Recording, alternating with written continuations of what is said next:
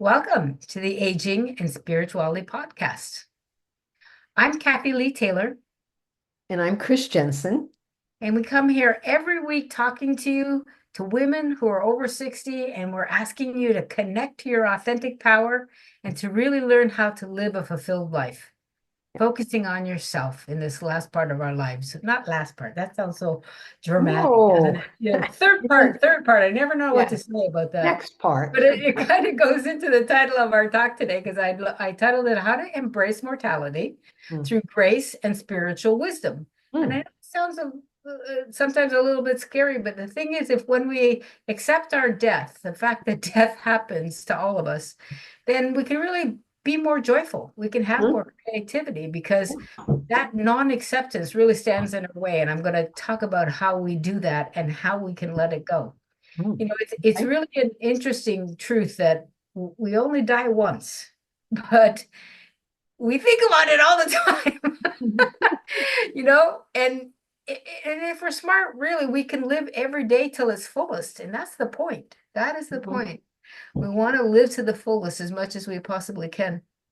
And that kind of consciousness really requires us to accept death wholeheartedly. So we got to look at it. We got to find a way to allow ourselves to be okay with it. We let go of that fear of letting go of the body, and you realize there's nothing to fear. It's just a transition. So that opens us up to new things. I'll tell you a little story. This is actually one that my son actually had tattooed the quote from this story on his arm. It's about a monk. He's being chased by a tiger, and he comes to the edge of a cliff, and the monk notices a vine leading over the cliff and into a precipice as the tiger gets closer to him. So he crawls over the edge, and he lets himself down the vine, and only to discover that down below there's another tiger waiting for him. So he's looking up from where he came from, and he notices that there's a mouse gnawing away at the vine. And he's just like, what? And just at that point, he realizes that there's this beautiful, luscious strawberry right beside him, and he reaches out and he eats it, and he says, "Ah, how delicious that tastes! How delicious it tastes!" Because he realizes the strawberry sweeter, he realizes what's happening, and he knows it's his last, and he accepts it. And that's the whole point of the story. I You can't remember enjoy what the the tattoo strawberry. exactly like. I think of the tattoo my son put on his arm or something like "how sweet it is" or something like that. So, but that's the gist of the story. We can, when we face our mortality, we can really accept with dignity that we are human, and we live so long, and we want to do the best we can. We want to be full of zest and full of joy. Mhm. So these subtle messages about mortality keep coming at us as we age. Little things like you start to notice, like you're short of breath when you walk up the stairs, or maybe you're exercising and you need more recuperation time, or you need more sleep, or you lose your balance, your focus isn't as good as it used to be, your memory's not so great anymore, and maybe you can't hear as well as you did. These are all things that start to happen, and our first inclination is to just it's not happening, just ignore it. It's not happening. And that's where you start to get into trouble. That's where you start to eclipse some of your happiness because it gets buried. Um, we try to keep it at arm's length, and unfortunately, as more time goes by, that becomes harder to do because it starts to sap our energy, starts to sap our happiness. It's always creeping around down there in the Mhm. Yeah. under our our consciousness. You're getting older, you're getting older. So and you don't have to get older. I mean, Mm. for sure, I want to say, why we talk about yoga is yoga can help you stay young. Look at Chris. Mm. She's younger than most people I know. Doing your postures, doing your pranayams, you can boost your vitality. There's certainly things that you can do, but that's for another conversation. What we're talking about is the free floating kind of anxiety that is there, and we try to drown it out by different kinds of activities. Oftentimes we do things like have frenetic activities, just one thing after another, never slow down, never stop, never be at peace, you know.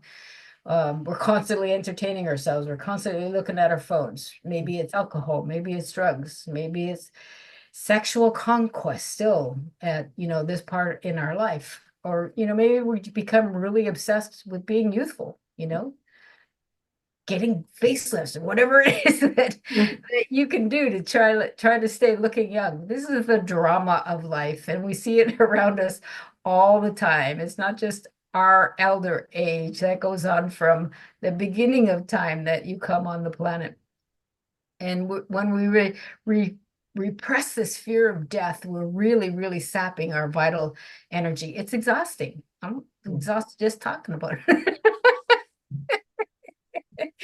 So we want to learn to be graceful. So I found this interesting theory that was actually a Freudian theory.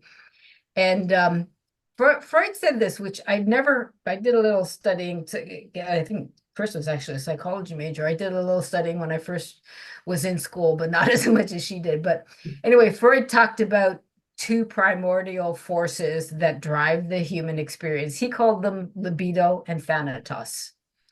And so he defines libido as the life instinct, which is the procreation instinct, you know, for life to go on, while thanatos is the death instinct. Freud said that life was a struggle between those two forces. Libido wants gratification, while thanatos drives us towards cessation of all activity. But here's the obvious part: death always wins. Yeah. Well, Rob does. Go ahead. Two things that happen to all of us. We're born and we die. And we die. Death is going to win. Sorry to tell you, but death is going to win.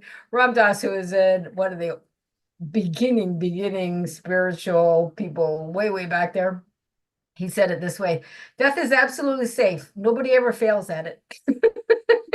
It happens. It happens. So the thing about Freud's worldview that I need to note is that he didn't leave room for anything transcendent. The soul or the spirit were not part of Freud's conversation.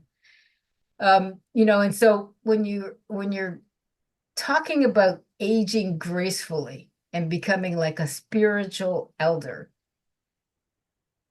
you really have to get into this concept of what it means to accept death and what that death instinct really is.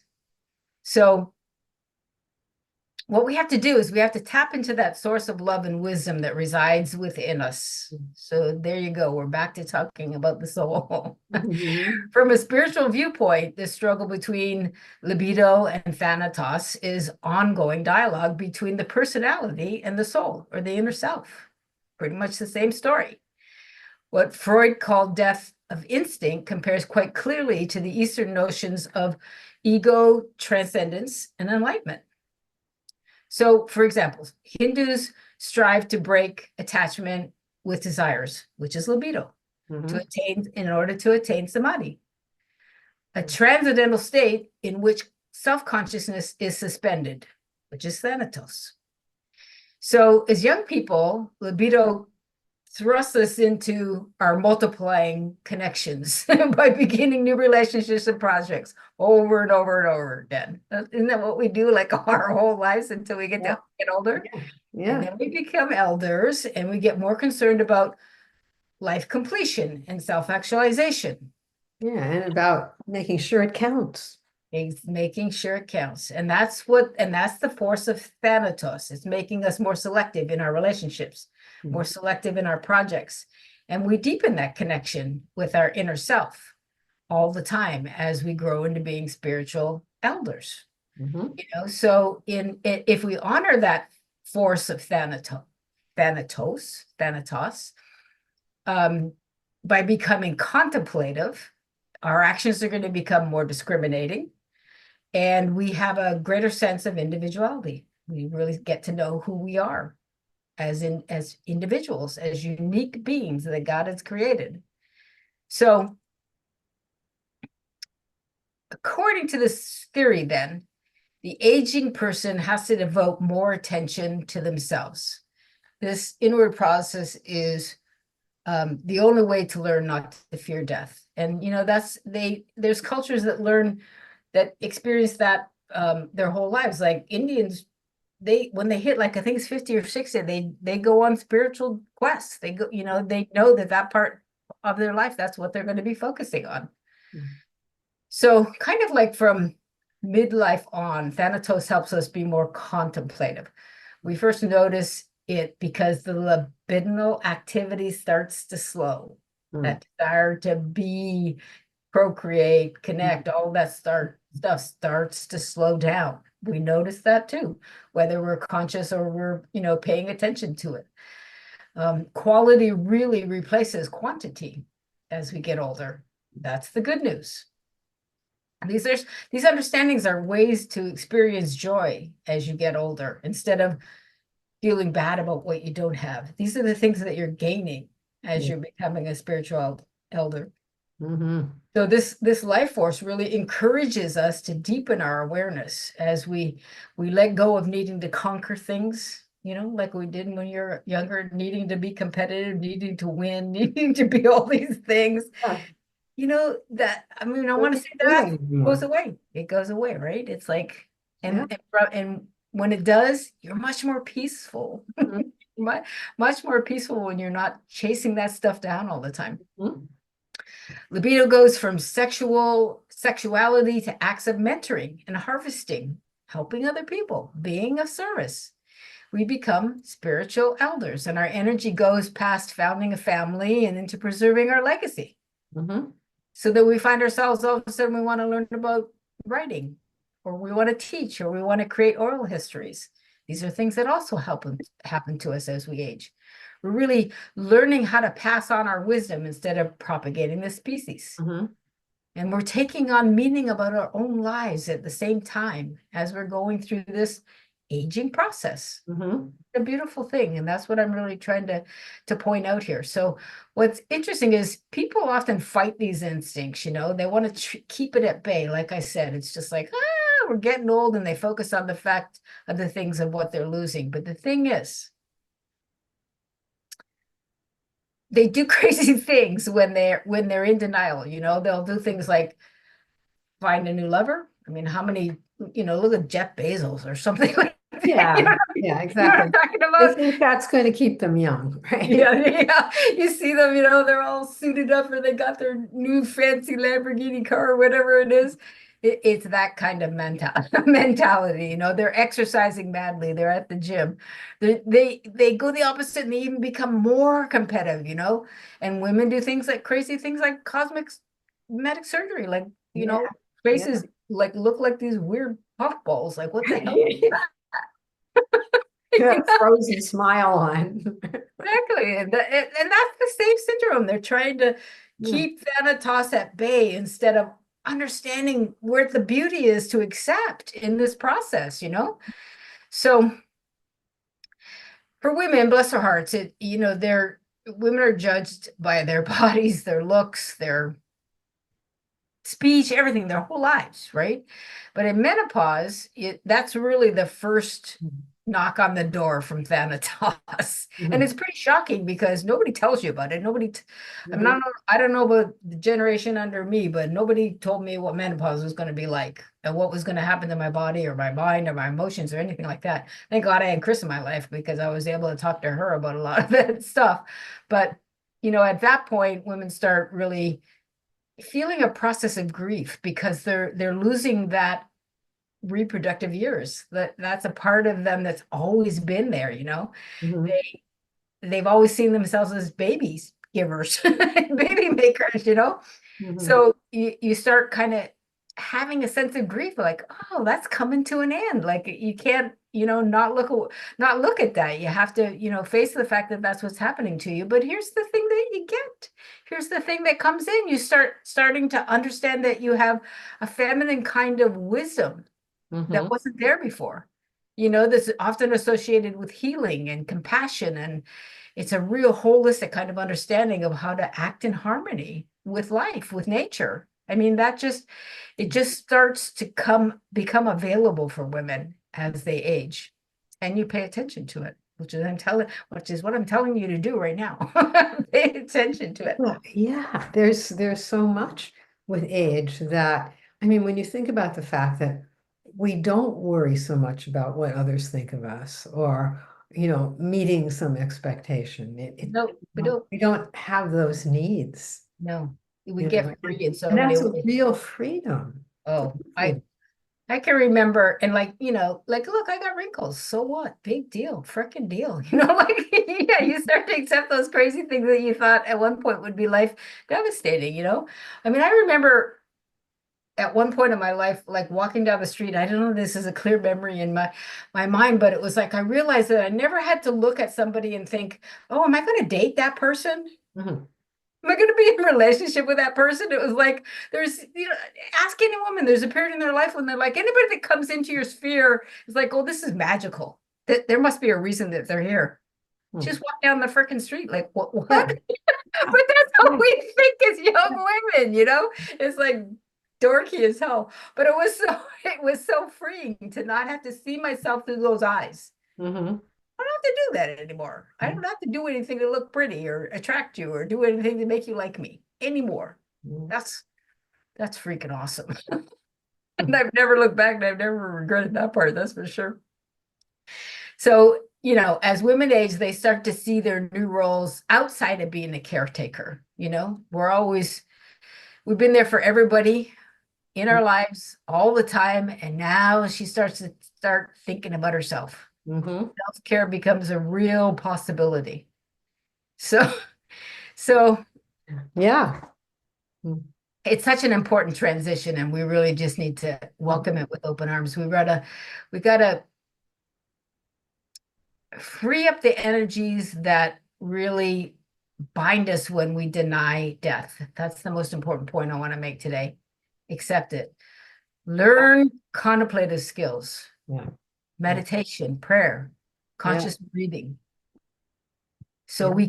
we can encounter death and not panic. And be open to it because it's going to happen. Be open to it. Yeah.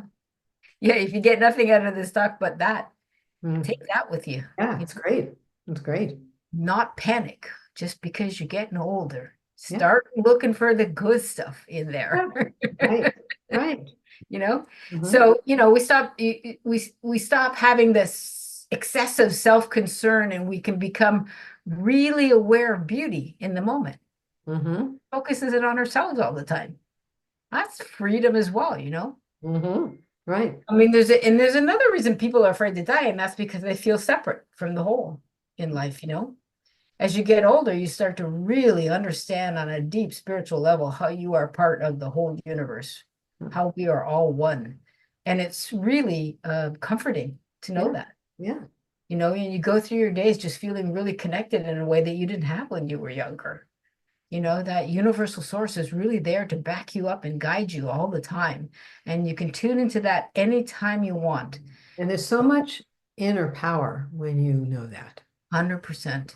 when you get in touch with that. That's exactly where I was going. And she's right. You are empowered. That is the word. That is the one thing that I love about coaching, is that when you learn how to tap into that inner self, you do have that empowerment from the universal source. And it takes so much responsibility and weight off of your shoulders that you've got time to be peaceful. You've got time to be creative. You've got time to be joyful. Hmm. Really. It's Yeah. so true. So would be interesting to do a little exercise, and I won't spend a lot of time on this, maybe a minute or two. What I want you to do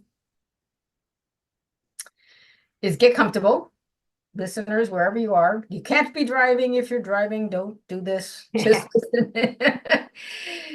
Those at home listening, I want you to sit comfortably in your chair. And if your hands are on your lap, just have them up so your palms are up for the energy to move in there. Close your eyes. Just allow yourself to relax. Move your head a little bit slowly from side to side. Just let go of the tension that's always there in the back of your neck and your shoulders. And just let your face kind of fall. Let your eyes just kind of drop, and your chin and your jaw just relax. Breathe. Breathe comfortably. Now I want you to just imagine you are going on a journey to meet yourself. And that self is your completed self that is 120 years old in eternal time. Imagine that you are connected to that elder right now. Doesn't matter if you see them or not, just get a sense of who you are at 120 years old. And I want you to ask this question, just one question. Will you show me the knowledge I need to become a realized being? Mm.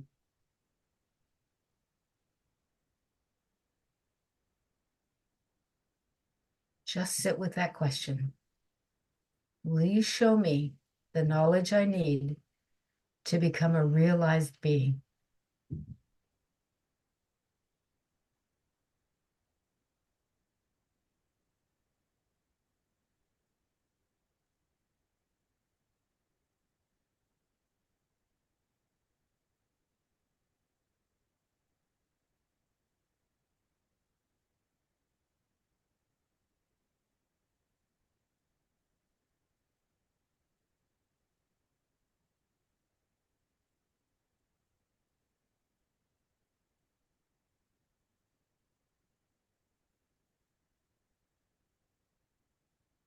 Okay, I'm going to bring you back just because that's a lot of time for Oh, a podcast to have silence, but it's so beautiful. Just bring your energy back, take a deep breath. Make sure you're in your body, tense your fists, relax and breathe a couple times.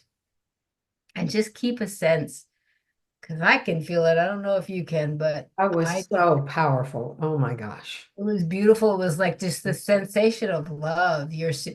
Ooh, there it goes again. Just like you're Yeah. in this place, in this time for a reason. Mm. And so much more is available to you now. Mm. Take it, receive it, be open to it every day. I'm Yeah. talking to myself because I've been struggling lately with all the activities that I've been up to. This feels so much better. Thank you, God. Oh, This it so feels much better. It beautiful. does. So here's the thing. Think of yourself as a spiritual elder Mm. and hold that space for yourself. Hold it sacred because you are sacred. Your life is sacred. God made you very unique. Nobody else on the planet is like you. Really appreciate that, you know? We have to, especially at this age, we have an experience like that. And I'm not sure what your experience was. I was overwhelmed by a sense of love, but sometimes stuff will come up where you are looking at things that you did in your past. And here's what I want you to know about that. Be wise and understanding with yourself when stuff like that comes up. Forgive yourself. Be in gratitude. You are who you are now. Yeah, there's probably stuff you did that you wish you could have done differently. God, I say that all the time. And then I tell myself, you know what? You did the best damn job you could with what you had at the time. Yeah. Yeah. Trust me when I say that feels so much better than judging yourself for We judge ourselves so much more harshly than we need we to. do. Yeah. We do, then we need to. Yeah. And I know I do it myself. So please just whatever you've got in that experience, the facts of your life, just look at them from the vantage point of wisdom and understanding. That's what you've been gifted with, And appreciation. Yeah. and forgiveness and appreciation and gratitude. That's what you have at your Yeah. beck and call as an Hmm. elder. And just know this, a lot of younger people don't have access to that Hmm. wisdom that comes with aging that you have now that is really abundant for you. So remember that message that you received and let it grow within because it will become that full blooming love for yourself, and you end up giving that out to others, but so important that you feel it 100% for yourself. Yeah. Know you are doing the best you possibly can in your life, and just love yourself for that. Be grateful you are alive. Hooray. Yay! We're grateful. We're grateful you came and you listened and you played with us. Thank you for being Thank here. We'll you. see you next week.